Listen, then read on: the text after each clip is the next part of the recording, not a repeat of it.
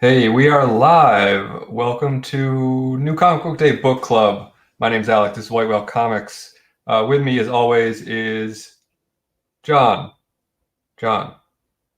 I'm in the basement, so you know exactly where to point. Yes, and he's also sounds like he's listening to YouTube. That wasn't me, actually. It was me. Hey, I did it right. It's BakeTheSnake back again. Welcome. Hi. Look at that. Professionals all around, pointing in the right direction. It's like we know what we're doing. Welcome to the chat. Welcome back to the show. Thanks for having me. Slick looking shirt. Got to represent. Thanks for giving it to me. Yeah, man. John finally got one. I did. Mine's in the laundry, though, still. I don't know that I've actually washed everything from the Comic Core trip, so. It's kind of gross. What do you mean? Tonight, we are talking about this book called Undiscovered Country from Image Comics. And Scott Snyder and Charles Soule and a number of... There is a remarkable amount of names on this cover. 6. Yeah, that's a lot. Usually... Is that what we're reading? I thought you were like, dang, you're making fun of the book now? It's called The Never-Ending Story? Like, normally you get like 3, maybe 4, 6. This is all, if anyone has the book open and can tell me what all these people did, because I've already bagged this and I don't want to take it back out. But I'll do it. What's it? I have it right here. Coloring Matt Wilson, lettering by Crank, cover by Giuseppe Camicoli, written by Snyder and Charles Soule, art by Giuseppe Camicoli and Danielle Orlandini. So we get the colorist and the letterer on the cover. Yeah. I mean, listen, they're vital parts of a comic, but you just don't normally see that. So. Well, yeah, and usually I don't think there's not a lot of comics with with 2 artists either. So that's going to add a layer. I mean, sometimes 2 writers, but 2 artists is kind of an unusual, I think. Yeah, for sure. And I wonder how they split their duties. I'm going to shout out the chat real quick, and then we can jump into the art and the story and the whole kit and caboodle. We got Comic Books NYC. What's up, Kavi? In the chat, off the jump. Old Wolf 65. What is up? Who? John? Yes, next week we're going to have a whale and a wolf on my channel. Is that confirmed? It is confirmed. Is it a true first? I think it is the true first, although Old Wolf, you can tell us in the chat if you've been on other shows before. Now, I do believe we have the true first appearance of the Old Wolf. Comic Books NYC giving me props for my thumbnail. Thank you. Some jamoke named John's Comics with Kid is in the chat. Big O is in the chat. Thank you for joining us. I legitimately felt the same way, Big O. If I'd had enough confidence in the quality of the book beforehand, I might have actually just re-upped my Comic Tom just to get that exclusive cover, because it's actually a pretty cool variant cover, too. Stonecutter Cam. Swearing up a storm. Love it. Bear on the Comics. What is up, Adam? He likes your shirt, too. It's a solid design. Ben Compton, Craig 69, great number. He says, yep, it's his true first, and he is scared as shit. Yeah, no need to be scared. If I can do this, anyone can do it. Also, no need to censor yourself. I mean, that if you'd like to, but... He's on my channel next week, so... Yeah, you can't swear on John's, but swear all you want on this fucking channel. I was going to say, BakeTheSnake can do whatever the fuck he wants tonight.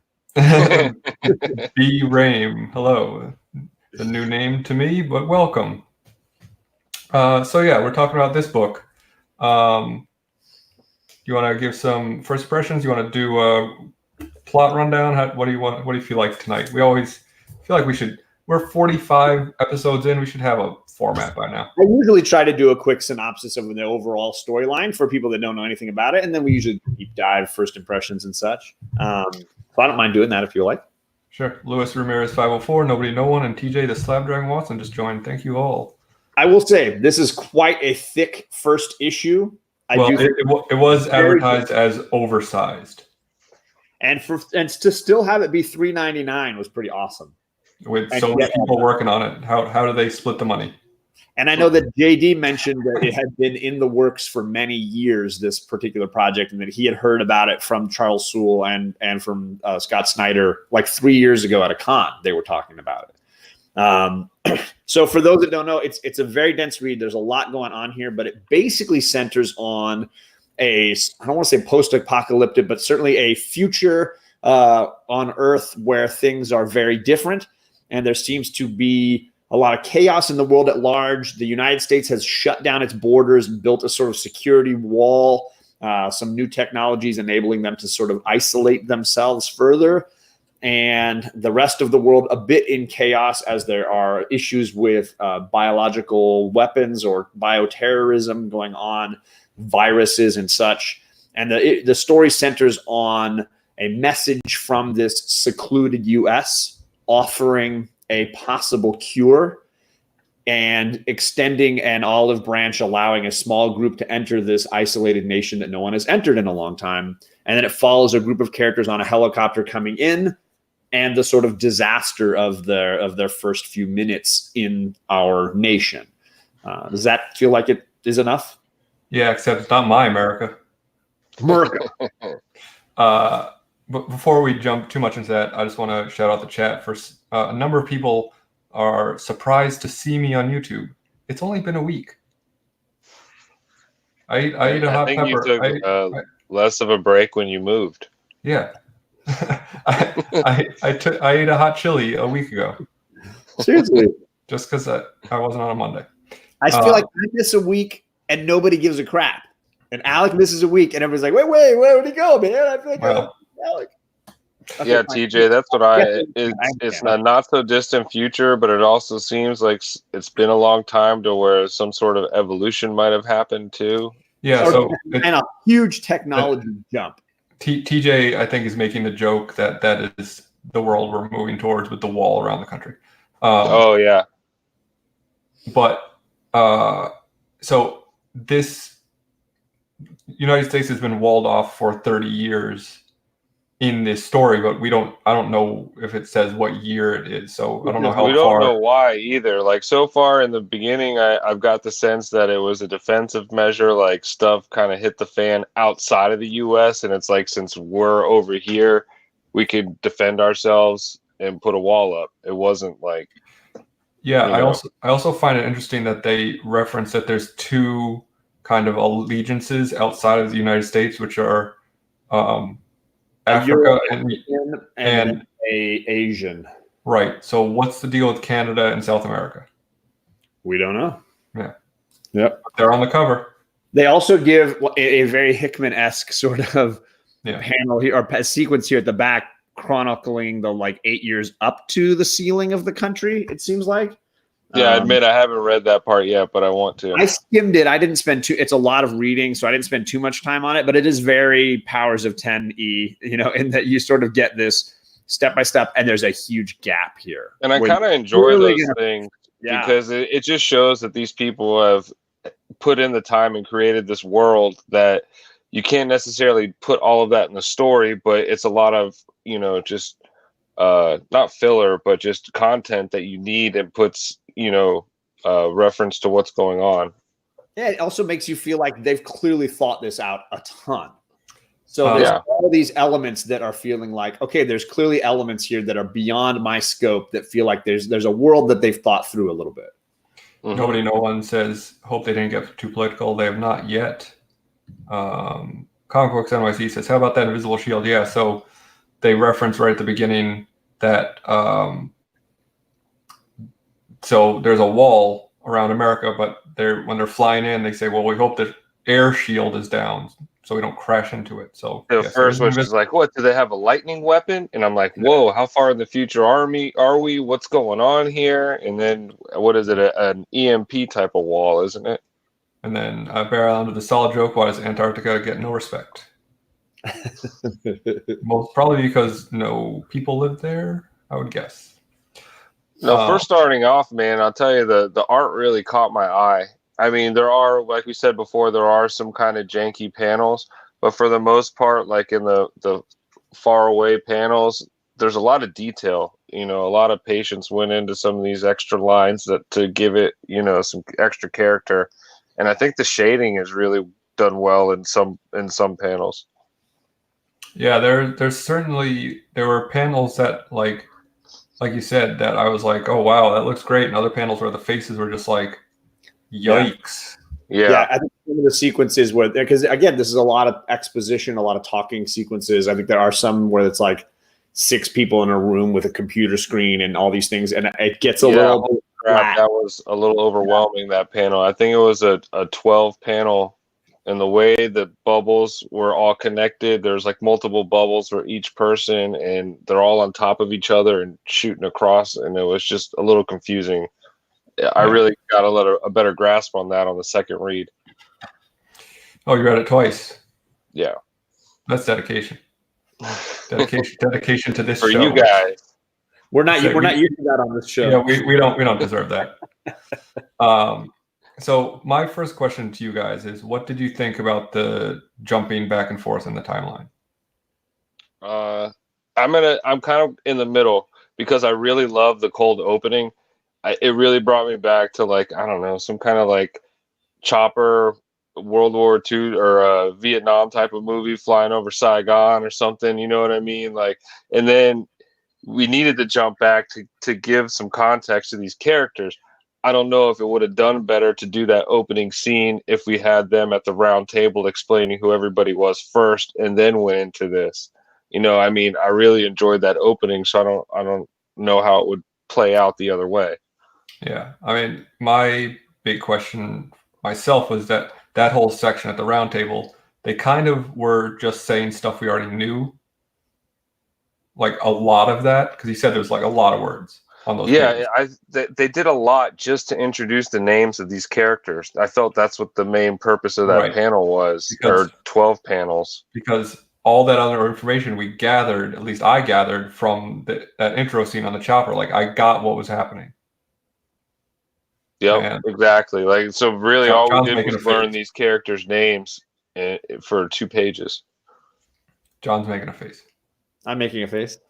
Yeah, I know that you're asking a loaded question, because usually Alec doesn't say, "Hey, how do you guys feel about this?" if he loves it. Usually he's asking that because he's like, I really don't like this. I want to make sure I'm not the only one. Well, in this case, you're right. Yeah. So I will say it's a cliche, right? It's a cliche to do that. Like, we're going to give you a really exciting moment, then cut and jump back and then catch you up. Yeah. And I think it's a cliche, and I think it's way overused. Do I think it was like used horribly here? No. But I get what you dislike. But for me, it didn't ruin anything for me. I thought it was used well enough that I was fine with it. Admittedly, even though I was reading it knowing, yeah, there's probably about 20 different ways they could have done this. And if you had 3 years to write a comic, maybe you could spend a little more time coming up with something different. But it didn't hurt it in some dramatic way. It's not. I agree with you.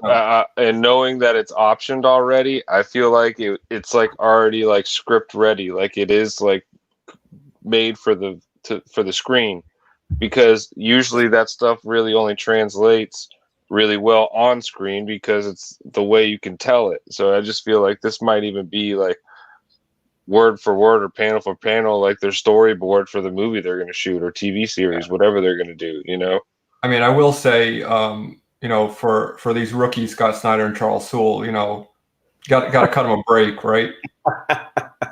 They're still trying to figure out how to tell a story. JD just jumped in the chat. What's up, JD? JD was making the comment. It was his read of the week, and he'd been waiting a long time for this story, this idea.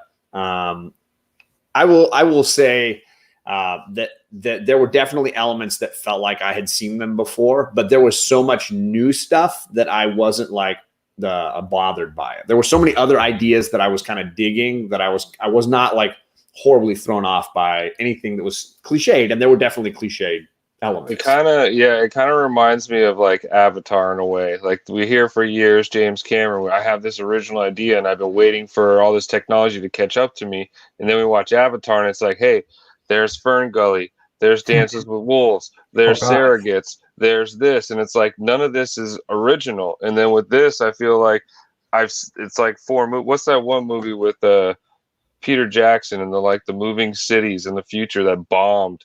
God, it's a book too. I forget what it is, but it's like all these continents.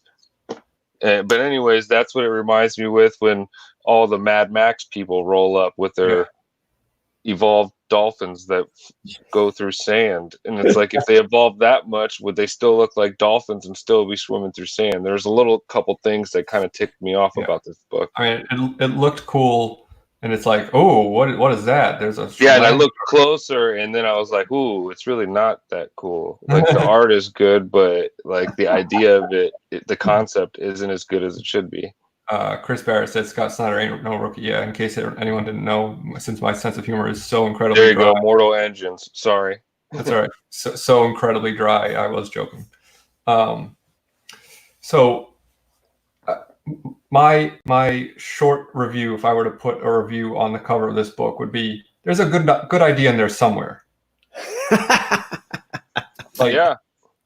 just feel like it like, for two like really well-known writers, it felt like maybe I just had higher expectations. It wasn't a slam dunk. It was not a slam dunk at all, and it should have been, because the idea is there, but the execution was just off for me, and I want it to be good. Like, I'm probably gonna get issue 2, or at least download it and read that, because it is a good, issue 1 of leading you to where, but I'm not getting the issue 2 for the right reason. I'm not like so excited. It's not like I read Saga #1. It's like, I gotta get issue #2. Like, this is on that teeter point. Like, I'm gonna get issue #2, and if it doesn't hit, then I'm probably not gonna pick up issue #3. Yeah. So before we dig too deep into the rest of the book, we want to talk about the end page. Oh, your favorite. My favorite part of any book: the full panel splash revealing the character. Sam. At least it wasn't a villain, as far as we know. Yeah, but like it was. Uncle Sam never died. He's alive and well. Right. So for those of you who did not read the book, spoilers. They get cornered by these two groups of these, like, just Mad Max type guys, and this masked figure pulls them into a cave and then reveals himself to be Uncle Sam. Dr. Sam and whatever, but yeah, it's Uncle Sam. It's like Uncle Sam 2099. Awesome, big. That's epic. Just like, for me, the absolute wrong tone for the rest of the story. Like, it wasn't like a bad twist. It was just like, really? Like, the rest of the book is pretty serious, and then all of a sudden it's the silliest thing you can think of. And then we went to Abraham Lincoln Vampire Hunter. By the way, I do like that movie. It's not that bad, but you know what I mean? Like, you get this character that just seems out of context, and you just throw him in. Like, if that ain't Uncle Sam, you sure as hell are trying to make him Uncle Sam, Right. I mean, yes, it is clearly supposed to be Uncle Sam.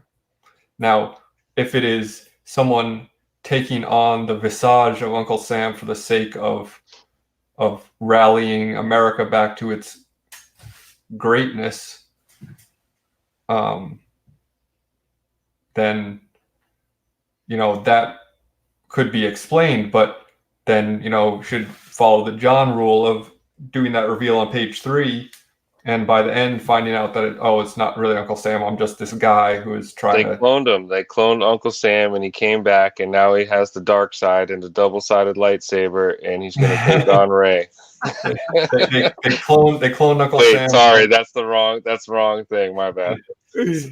Spoilers for episode 9.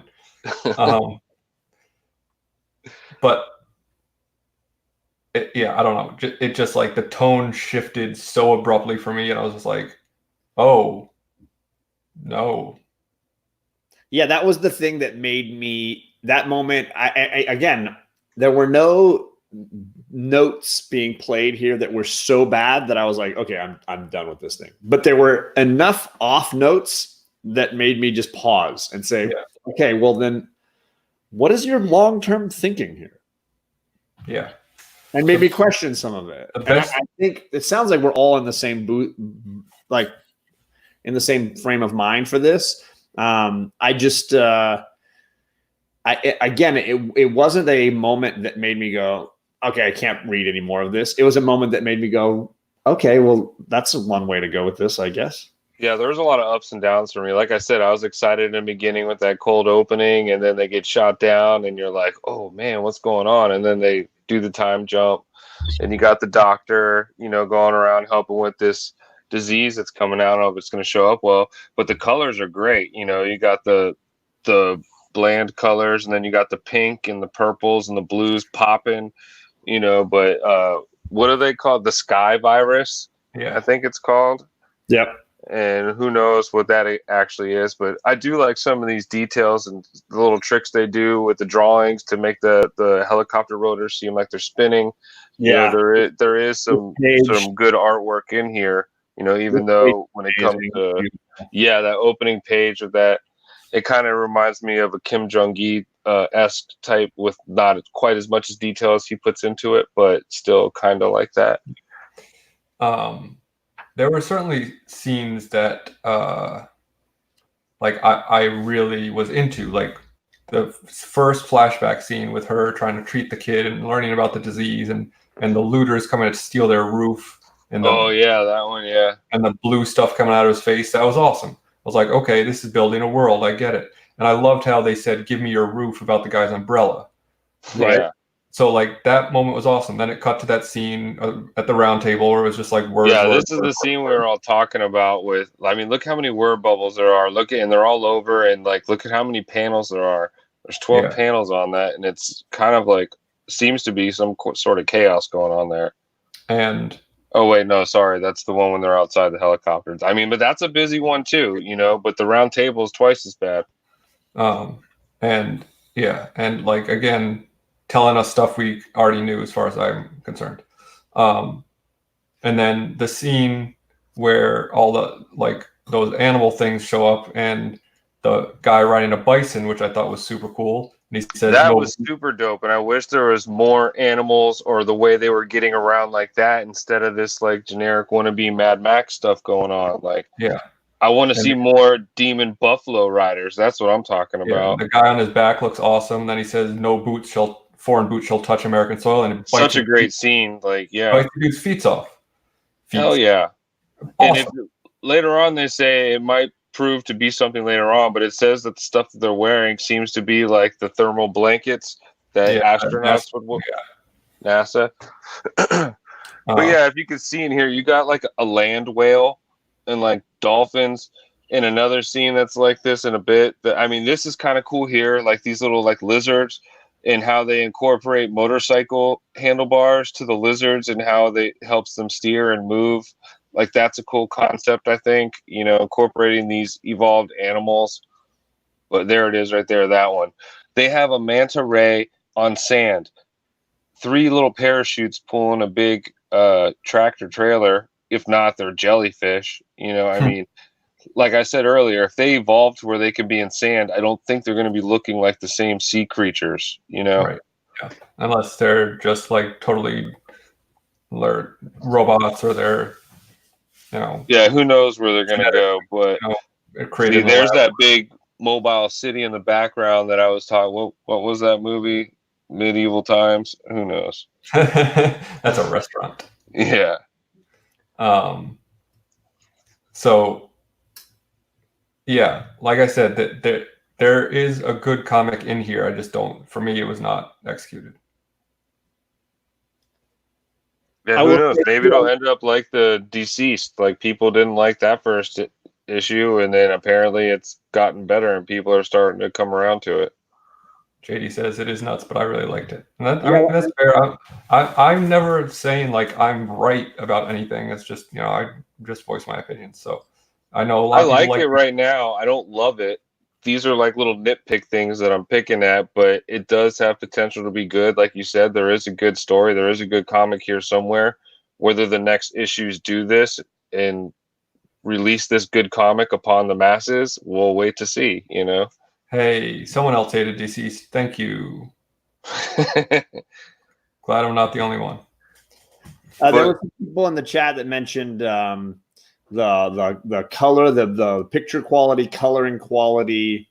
I'm sorry that I can't find the exact comment anymore, but I do agree. I think the artwork, for the most part, was really solid. And like Bake's been saying, the detail in those sort of panoramic splash pages, it's not left out. They've spent a lot of time on the coloring and detail work. It's more of those conversation pages where it gets a little weak. Thankfully, there's not too many of those, but I'd say the 3 or 4 that they've got can be kind of brutal. Artwork for me kept me going. No one said hated that strong.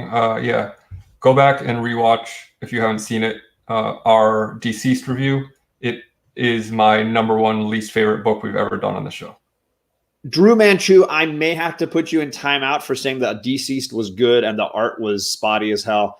I think the artwork in that issue 1 was way more than spotty. You could argue that the artwork here was spotty. I think issue 1 of Deceased was way past spotty. It was like page to page. It felt like different artist did every single page of that first issue. Well, because they practically did. I feel like 98% of the art and coloring on this is great. You only got that 2% of like Liefeld-esque humans, you know, where their faces or like limbs or something don't look as good. But for the most part, everything's great in this one. Comic Man Andy also on my side. Deceased issue 2 is one that has still, in my opinion, the worst drawing of Lois Lane I've ever seen in my freaking life. She's cross-eyed, and she's not even cross-eyed. She's got like eyes from 2 different directions. It is so freaking bad. JD said Hexwise sucked.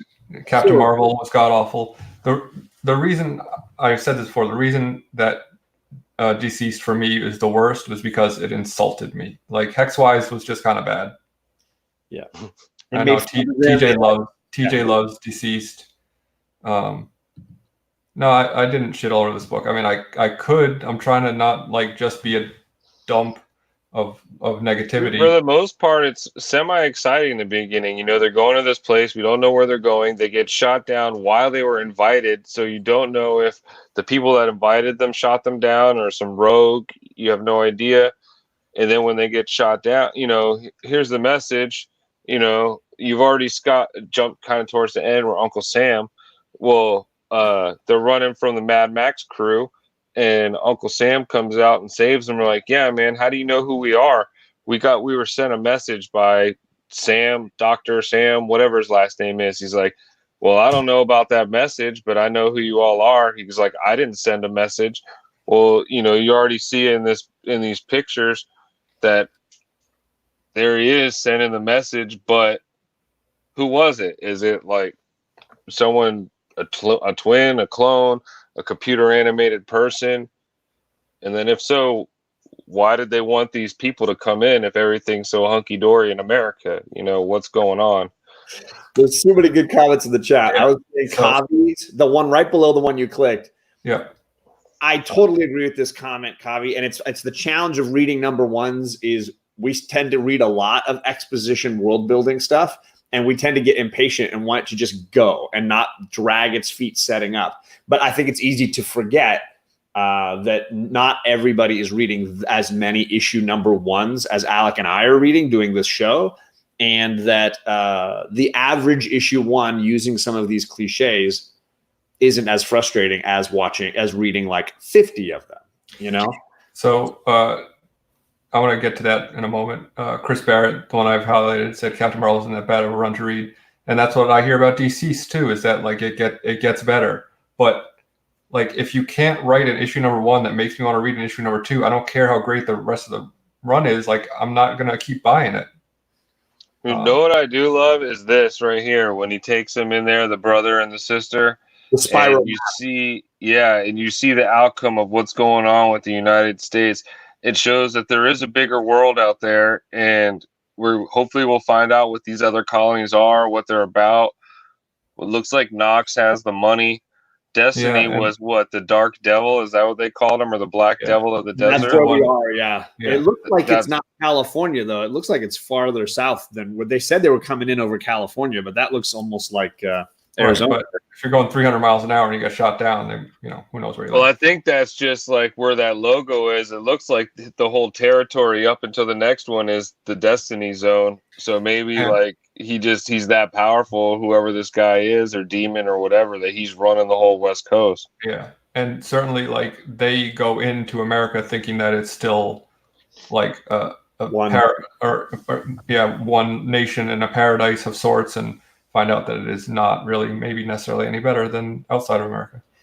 So yes, to Comic Books NYC's comment, and to what you were saying, John, it is necessary to do some world building in issue number 1, but like you don't have to do all of the world building. It doesn't have to just be like, you can stretch out, like, to me, 7 to Eternity did this really well. Yes. Where over the course of the first 8 to 10 issues, you learned about the world. Right. And ultimately, you learned nothing about the world of Die in issue number 1. It was issue 2 when they finally explained what's going on here. We spent almost all of issue 1 in the real world. So, yeah, Dude, I already showed this, but I love this panel here, like the coloring and everything. You see the reflection off their I thought that was cool. Stuff, and then, like I said, they use the motorcycle handlebars on top of the lizard, but then the lizards are like the purple and dark purple and the blues, and they just pop against the blandness of the desert in these other colors. Perry said, "I like this book. I'm assuming the longer I stay, the more I'll start to dislike it." Welcome to New Comic Book Day Book Club, Perry. And then TJ's reply, "I'll alert the media," is hilarious. We get it, John. You live for Die. I'll tell you, I have not loved this new storyline as much as the first storyline until this issue today. I actually kind of enjoyed today's issue. I'm still picking up Die, but I'm going to drop it after this story arc says NYC. And I'm debating how much further. I'm going to have both covers through this storyline and then decide. Both covers this week were so gorgeous, dude. That I call it the Day of the Dead cover. Yeah, with the skulls. Yeah, gorgeous. I mean, this one down here behind her head. There's a whole skeleton behind her head. That's insane. Who did? I don't know who did this cover, but it's nuts. Yeah, I was not familiar with the artist's name. That is an amazing. It might be like top 2 or 3 of this entire Die. Like, it's that good. As a quick aside to let you know that I don't hate everything. This book continues to just. I don't know if you remember me talking about issue 1 of this book and how much I loved it. This was better. Like, a lot of issue 2s kind of fall off. This like, and look at that cover. Ooh, that is some great stuff. So go check that out. It's from Boom Studios, and you're gonna be surprised with this one. I really like this book. Spider-Man and Venom, Double Trouble. It was, I mean, it's, kid's book, more or less, but it was a hell of a lot of fun. Discovery Bay. Thank you, Discovery. Much appreciated, man. That's going to go to charity. What about Missing Pieces number 4? That doesn't exist.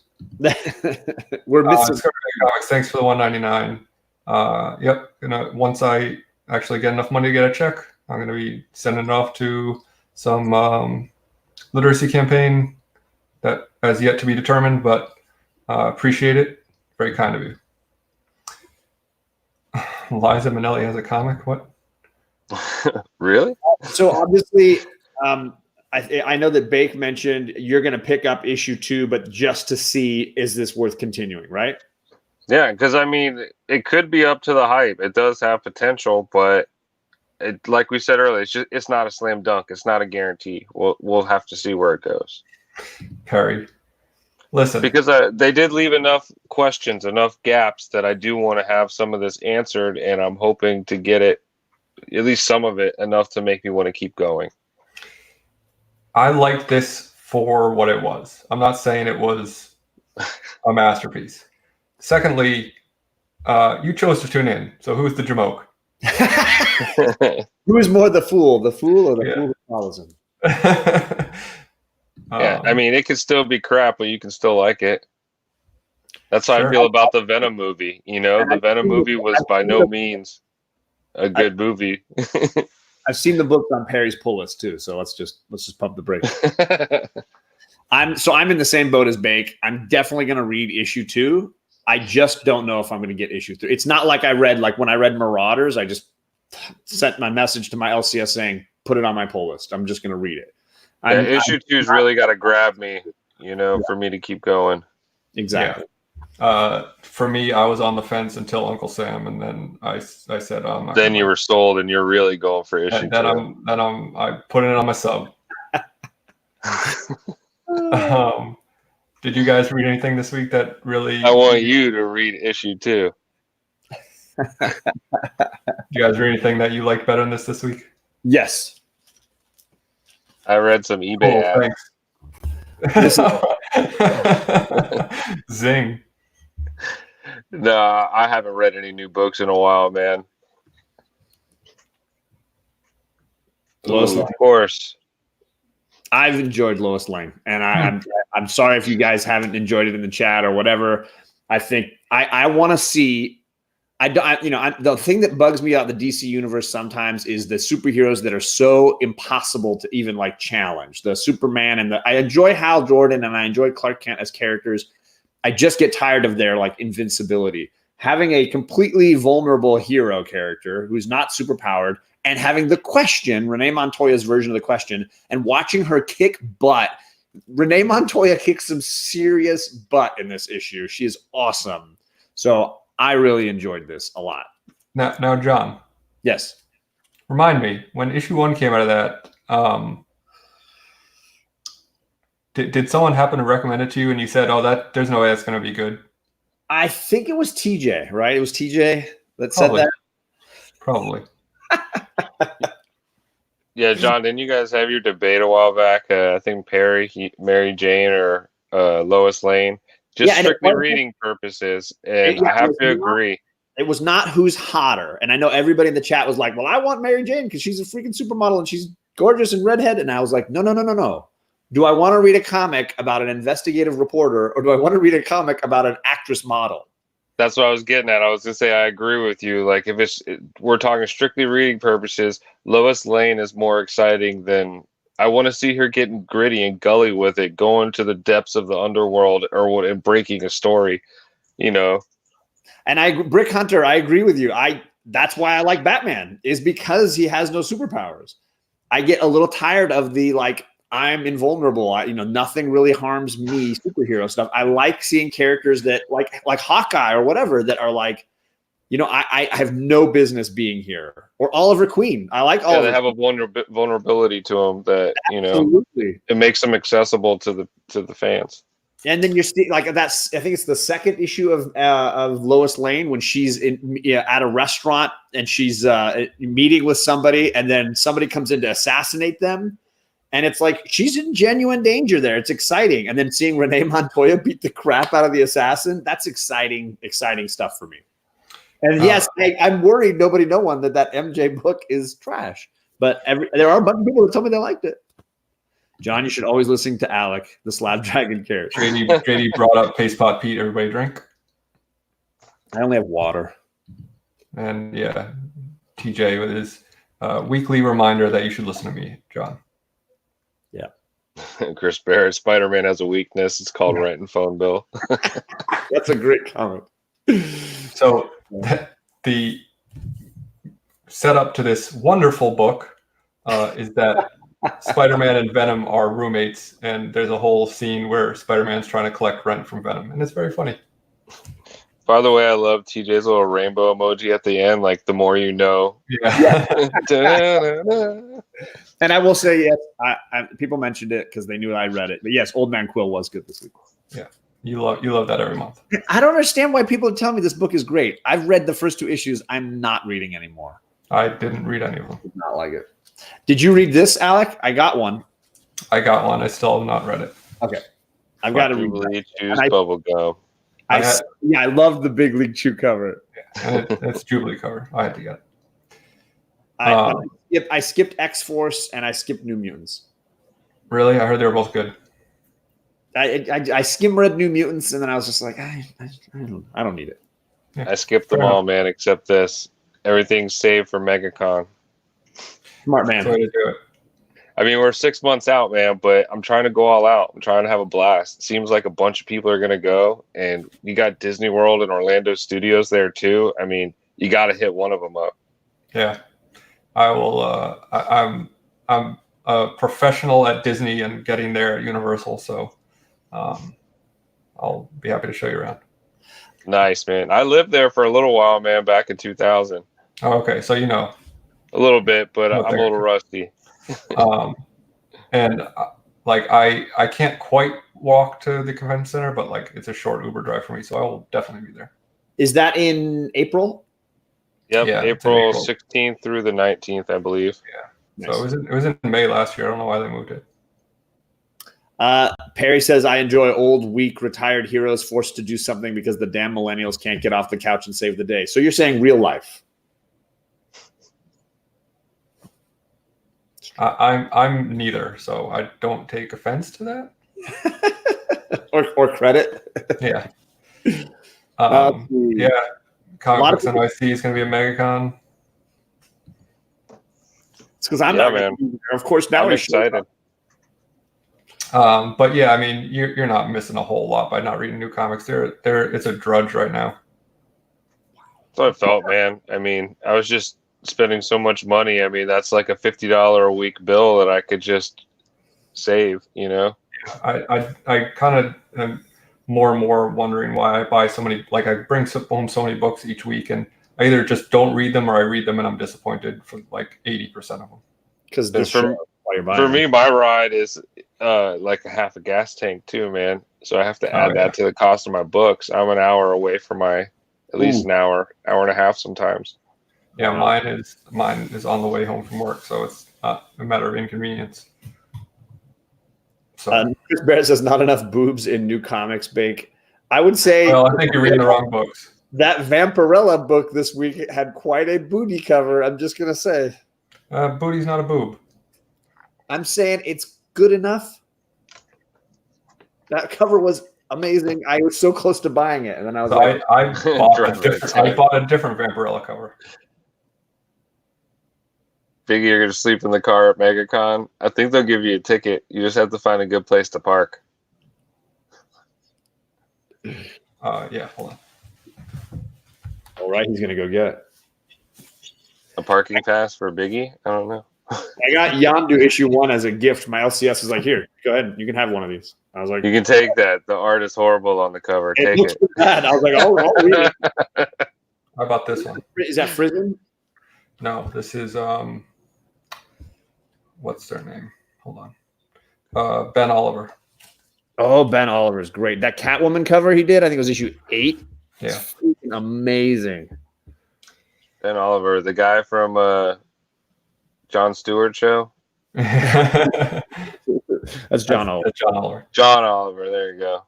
He's a Renaissance man. Yes. Man of the people. So, you guys have anything you'd like to plug before we sign off? Yeah, apparently Biggie's going to be staying on your front lawn with a tent for MegaCon. Yeah. Watch out for gators, because my front lawn is a swamp. Yeah.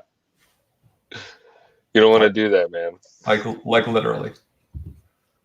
I don't have fun. I live in a on the show on Friday. He's doing a little thing talking about those guys and some of the cool things that they've been doing and these boxes they've been sending out. And I got one, so he asked if I'd want to come by and talk a little bit. So me too. Oh, hey. See you then. I'm the odd man out then. So check with Mastodon Collectibles and Comics. If you go over to his channel, you get some cool content, and I'll be on there Friday. And I think I'm going to get the invite for Perry's late night show. We'll just see how tired I am if I'm willing to do that. Yeah. Me, I just do a little thing called hanging and slanging. I've already done one episode, but really just hang out, show some books. If people want them, they can buy them. Some different format than an auction. I'm not saying I won't put stuff up for auction, but you know, we waste all this time, like 3 hours at a time. I'd rather do maybe 1 or 2 episodes a week, hang on for a half hour to an hour. You see something you like, buy it. If not, hit me up on Instagram or leave a comment, and we can move from there. Keep it moving, man. There's so much content to be watching. We don't need to bog down a channel with its 5 to 7 hour auction. I'm not saying it's but people get tired. It's a lot of time, a lot of effort. I mean, for me, like I don't mind those because I can tune in and out like when I feel like it, but at the same time, I'm like, oh, what did I miss?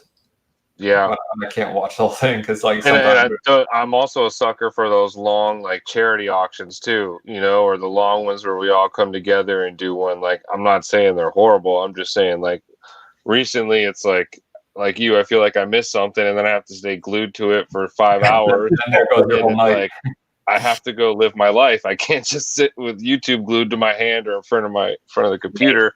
So I figured this was a fun alternative. Shoot out some links to people we could talk about whatever and just pan through books. Very cool. Love it. I've got something in the works that I have only told one person about because they were somewhat involved with it and I needed their permission, but I'm waiting on a package, and once the package comes you will learn more details about the plan I have. I give you full permission. Thank you. I'm also shouting out the fact that Comic Core Unlimited is going through some exciting changes, and people should tune in next Wednesday because you're gonna enjoy some of the cool things going on there. We said goodbye. I was wearing my Gone Too Soon shirt. We said goodbye to JD. He's got way too many shows on Comic Core each week. It's just a lot for him to handle, and so the show is going through some fun changes. Just hopefully everybody comes by and checks it out Wednesday. I think you're really gonna dig it. Missing Pieces issue 4 doesn't exist, Chris Barrett. It's a missing piece. Old Wolf says, damn Alec and his package. If it's not that, it's me and my bone. So right. He keeps showing off his bone. I got to see his bone in person in Baltimore. You got to see my lesser bone. It was cold weather. Yes, it was very cold. Otherwise, we will be back next week with Old Wolf. I wanted to help us out. Yeah, so next week is Old Comic Book Day Book Club. We're doing a slightly older book, not like something way flashback, but I'm not going to tell you which issue, but we are definitely talking about Tom King Batman next week. I'm super pumped about this. Old Wolf 65 in the chat is going to join us for a true first. He's a huge supporter in this community, and he had this issue, and I think Tom King Batman is definitely an exciting discussion, and it definitely stirs a lot of emotion. So come and share your thoughts. We are going to be discussing something that I think is definitely worth talking about. It's easy, no one, to say Tom King's Batman is garbage without realizing how many good issues are actually in there. The problem is the bad ones are so bad, it kind of paints over all of them, and there are good issues to be had. I'm just going to say. I'm a Tom King fan, but I think overall I would agree it has not been a successful run. There have been moments of real heights for me, and we're going to talk about one of those.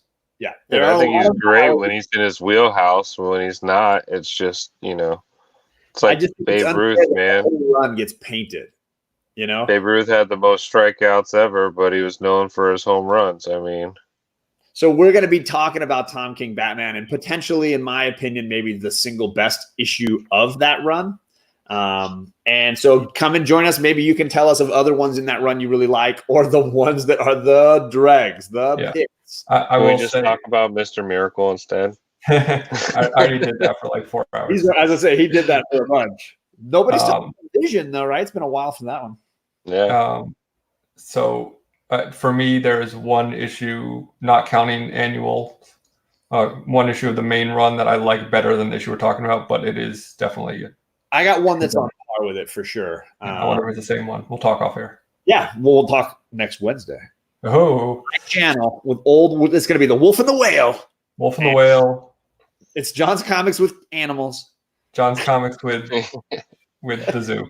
Come on with a Jack Hanna Brown. Tonight.